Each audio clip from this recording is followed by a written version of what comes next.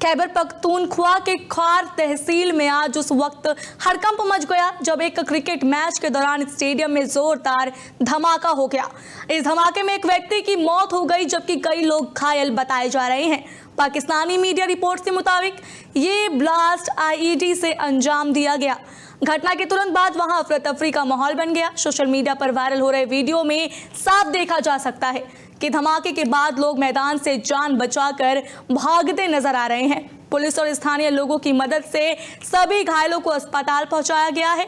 अधिकारियों का कहना है कि यह हमला आतंकवादी साजिश की ओर इशारा करता है।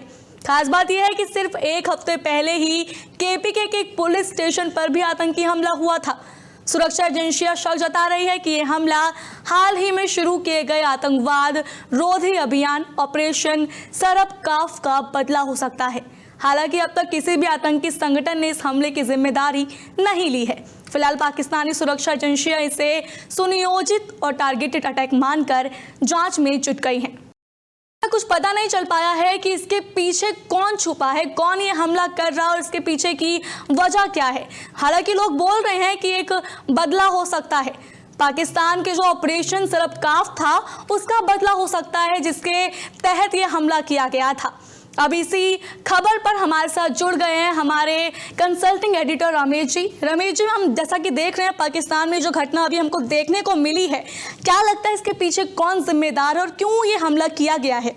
देखिए, क्रिकेट में जिस तरीके से कई सालों से इस तरीके से जब प्लेयर ग्राउंड में होते हैं, खेलते हैं, तो इस तरीके के जो ब्लास्ट को पहले भी होते रहे हैं। उसकी वजह से क्या होता था कि जब श्रीलंका की टीम आती है, उनके ऊपर जब हमला होता था कुछ साल पहले, फिर कई जो आईसीसी के प्रोग्राम होते थे, टूर्नामेंट होते थे, कई देशों ने आना बंद कर दिया था। इवन भारत तो खेलता ही नहीं था। अब ये घटना जो हुई है पख्तून प्रांत में, तो इसके बाद मुझे लग रहा है जो पाकिस्तान का क्रिकेट है थोड़ा बहुत उभरा था, थोड़ा बहुत एक विश्व के पटल पे आया था। इसके बाद मुझे लग रहा है कि वहाँ इसके बाद बड़ी दिक्कत हो जाएगी कि दोबारा से क्रिकेट को फिर उभारा जाए। लेकिन सबसे बड़ा सवाल ये है कि वहाँ के जो आतंकवादियों की जो नर्सरी जो पनप रही है वो क्रिकेट के ही पीछे क्यों पड़ी है, क्रिकेट प्रेमियों के ही पीछे क्यों पड़ी है। हालांकि पुलिस हर तरीके से जांच में लगी हुई है, लेकिन अभी तक कोई ऐसी चीजें निकल के नहीं आ पाई है। किसी संगठन ने भी अपनी जिम्मेदारी नहीं ली है कि ये हमला हमने किया है।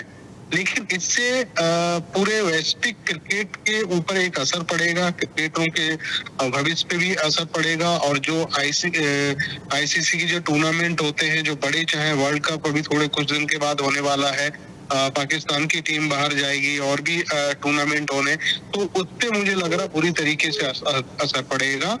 अब सबसे बड़ा सवाल यहाँ पे ये है, पाकिस्तान क्रिकेट बोर्ड और पाकिस्तान की हुकूमत ये चीज क्यों नहीं निकाल पा रही है कि ये बार बार हमला क्रिकेट मैदान पे क्यों होता है और क्रिकेट खिलाड़ियों पे क्यों होता है। इसको मुझे लग रहा है उसको संभालने में, उसकी तह तक जाने में भारतीय सरकार पूरी तरीके से नाकाम रही है। रमेश जी, जैसे कि हमने देखा कि अभी एक हफ्ते पहले भी केपीके के एक पुलिस स्टेशन पर भी आतंकी हमला हुआ था पाकिस्तान में, और कयास भी लगाए जा रहे हैं कि ये शुरू किए गए आतंकवाद रोधी अभियान ऑपरेशन सरबकाफ का बदला भी हो सकता है। आप इस बात से कितने सहमत हैं, हम आपसे जानना चाहेंगे। देखो, एक चीज हमेशा जान लो, जिस तरीके से हमारे यहाँ कुछ शादी होता है या ब्याह होते हैं या फिर दीपावली आती है, जैसे पटाखे फोड़ने का तो पाकिस्तान में वैसे ही बम फूटने का बहुत नॉर्मल रिवाज है।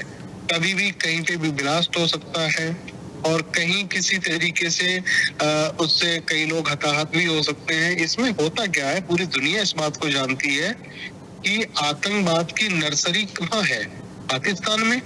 और यही बात भारत हमेशा यूएनए से लेके और सारे के सारे जितने भी ग्लोबल मंच है, बड़ी मीटिंग्स होती है, चाहे ब्रिक्स हो जाए, चाहे पीसी हो जाए, या जो अभी समिट हुआ है चाइना में, हर जगह तो भारत ही बोलता आया है कि पाकिस्तान आतंकियों की एक फैक्ट्री है, उस फैक्ट्री को बंद करा जाए।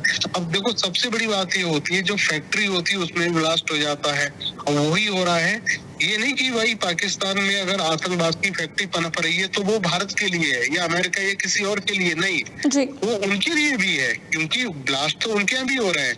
हो सकता है वो उसको एक्सपेरिमेंट करने के लिए भैया हमारे यहाँ ये एक्सपेरिमेंट कर ले, देखते हैं हमारे पटाखे फटते हैं कि नहीं फटते, उसके बाद में कहीं और जाए। तो ऐसा नहीं है कि वो जो एक जहर जो पालते हैं कि वो हमारे लिए, वो जहर उनके लिए भी नुकसानदायक साबित हो रहा है। जी रमेश जी, आपका बहुत बहुत शुक्रिया तमाम जानकारी के लिए। जैसा कि आपने सुना अभी तमाम जानकारी के बाद हम ये तो कह सकते हैं कि जो पाकिस्तान में हुआ है शायद वो बदला भी हो सकता है। हालांकि अब तक किसी भी आतंकी संगठन ने इस हमले की जिम्मेदारी नहीं ली है, लेकिन अब आगे क्या होता है ये तो जांच के बाद ही हम सबको पता चलेगा।